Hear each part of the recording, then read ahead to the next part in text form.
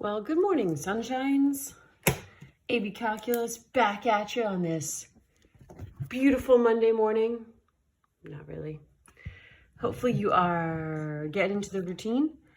This is our last set of notes before our test on Friday.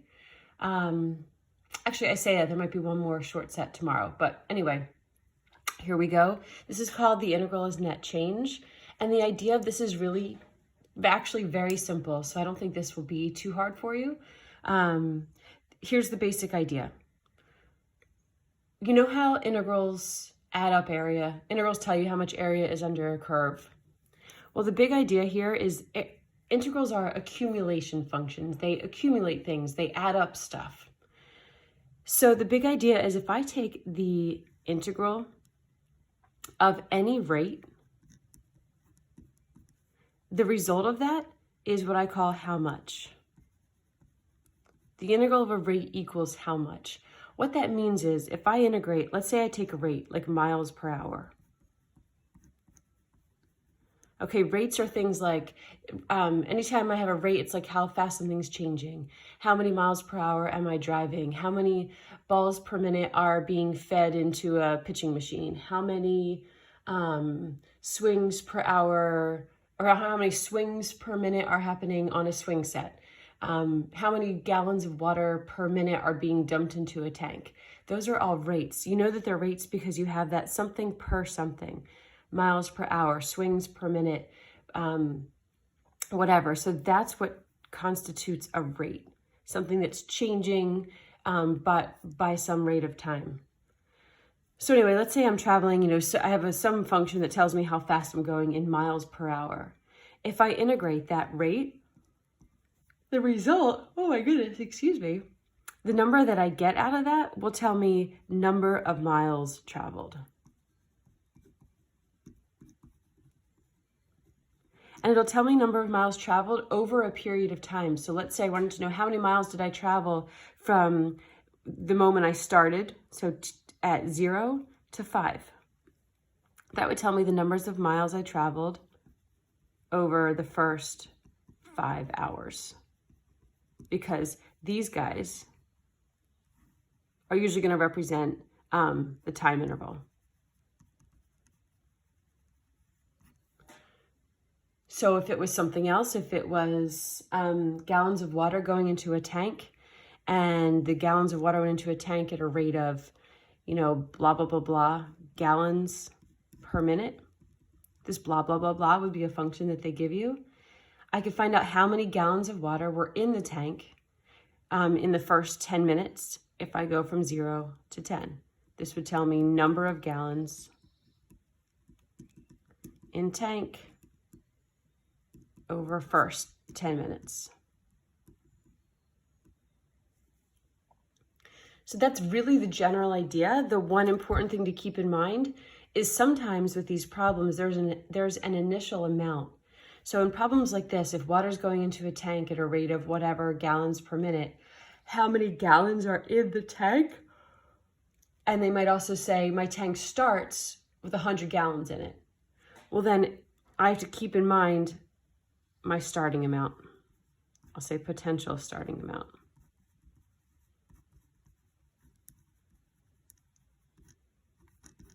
I don't know why I changed my writing, but my potential starting amount. So if this same problem was water is going into a tank at a rate of whatever gallons per minute, how many gallons are in the tank over the first 10 minutes if the tank had 50 gallons to start with?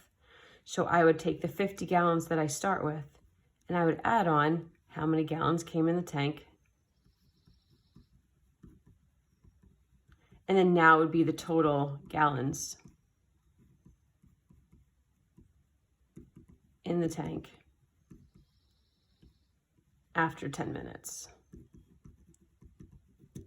So a lot of these problems are going to have starting amounts and some of them won't. And if they don't tell you, then we don't worry about it. But if they tell you that the tank or the whatever started with a certain number of gallons, we should take that into account. Whew. Exciting. Okay, so I just have 3 quick examples, and then you'll have the Khan Academy. Like I said on the Google Classroom, the first Khan Academy is straightforward. It's conceptual, kind of like this. kind of like the notes say. The second one is more concrete, like this, where we're going to actually do problems and we're going to use our calculator to get the answer. And then the third Khan Academy is like this. We're going to set them up, but they want you to do them by hand. I think it's important to try it by hand so you start to remember how to integrate some simple stuff. So anyway, here we go. Number one, water is leaking out of a tank at a rate of blah, blah, blah, blah liters per second. How much water has leaked out of the tank after 10 seconds? Okay, so we have liters per second, so I know this is a rate, plus it says the word rate. If you're not sure, like, is this a rate, is it not? Look for those two things. Oh, wow, look, there's a blue heron out there. Look at that. Isn't that cool? When he flies away, it's so pretty. Look at the majestic heron as it walks along the beach. Oh, I lost it already. There it is. In its natural habitat, there it goes. Wow. Look at that.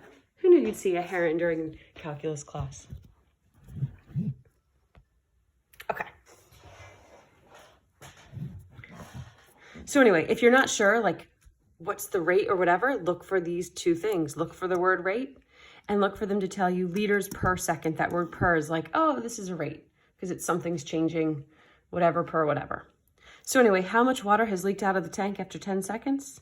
We're going to integrate from 0 to 10, negative e to the 0.3 t with respect to t.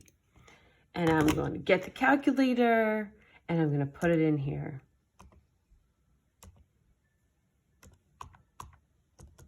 Oops.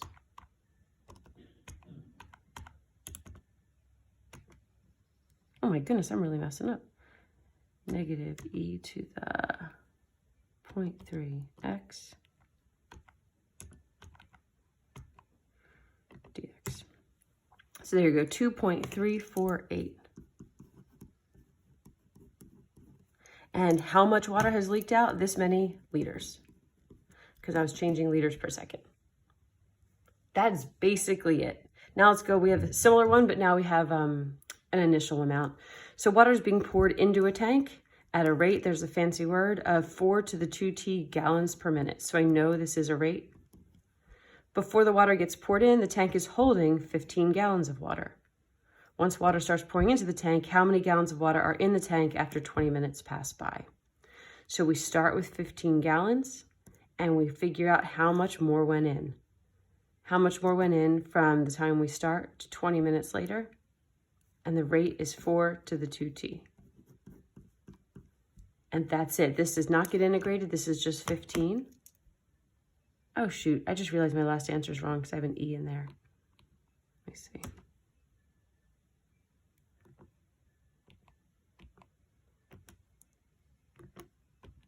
I'm really not killing it this morning, am I?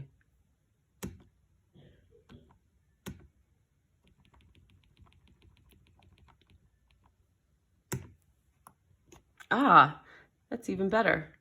Okay, go back to the first one for a second. Sorry, the answer is negative 63.618. How come, liters? Oh wait, how much water? Oh gosh. All right. Anyway, for the first one, I made up this equation. I didn't take it from any like real life examples. So that's why I got a negative answer. I don't want to have a negative amount of liters in the tank, but whatever. Don't worry about how the actual answer turned out for that one. Worry about do you get the setup, because I just made up the equation. This one as well. I just made up the equation. So I'm not even going to do the problem. The problem might end up really funky because I just made that up.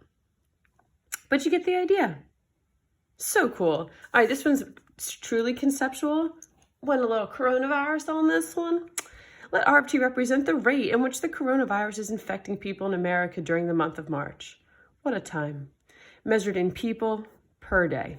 So I know it's a rate, also said the word rate. Let 0 represent March 1st. If 130 people were infected in America on March 1st, how could I find out how many people are infected today? So in this case, I'm not telling you what the formula for RFT is. I'm just telling you RFT is the rate in which people are getting infected. So maybe pause it, set up what you think. But basically we have 130 people on March 1st plus the integral of the rate in which people are being infected from 0, which is now March 1st. And if I were to know how many people are infected today, today's the 23rd of March. And that would give me the number of people infected.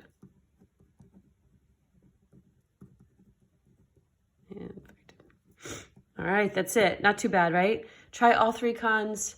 We'll have one more nature sighting. Look at the ducks. They're swimming upside down, their butts in the air. And this is our final installment of Nature with Miss 10. Go back for tomorrow's next installment.